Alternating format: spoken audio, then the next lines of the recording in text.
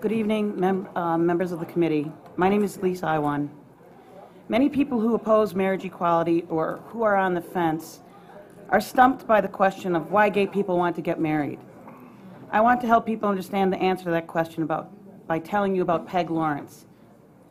Peg was a lawyer, a teacher, a mentor, a businesswoman, a philanthropist, and a fighter for justice. She was also the love of my life.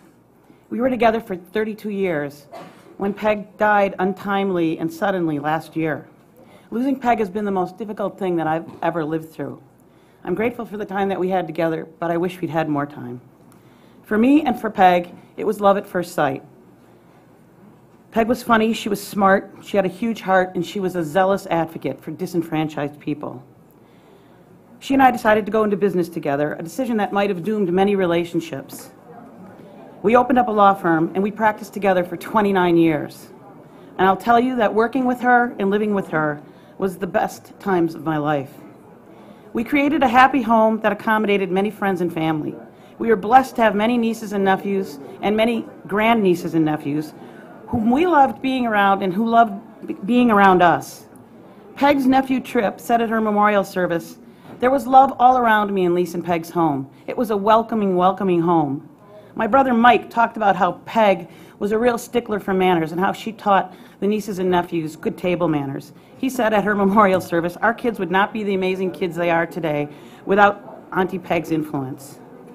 In short, we loved each other, we took care of each other, we encouraged each other, we supported each other. We were there for each other in the good times and bad. And when it finally became possible for us to marry in Massachusetts, we did. Our friend Donna Nesselbush, who's a lesbian with a funnier name than mine, performed our marriage ceremony. She said at Peg's memorial service, quote, "I've never been at a service like this where the love was so palpable. It actually caught my breath and made me cry," end quote. So you see, we marry for the same reason that everyone does. We marry for love. Excuse me, could you finish up? Your Yes. 2 minutes is up. I wish that Peg and I had been able to marry in the state of Rhode Island. I hope that you will pass this bill and allow marriage equality. Thank you. Would you please announce yourself, Ms.?